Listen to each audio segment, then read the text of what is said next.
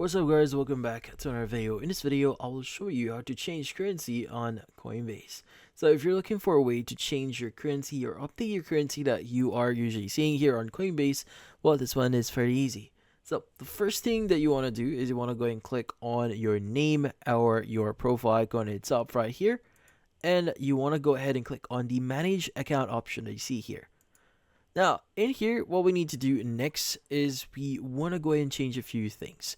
So, what we need to do is you want to go ahead and go to the very top. So, you have 4 tabs here. We have general, crypto address, preference, and close account. Let's go ahead and choose preferences.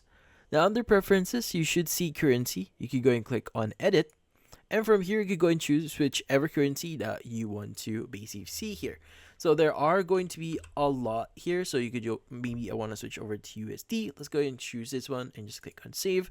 And that should update your currency or your preferred currency that you'll be seeing on your account. But yeah, so in this case, that's about it. So if you found this video helpful, don't forget to leave a like or maybe subscribe to our channel. Thank you for watching.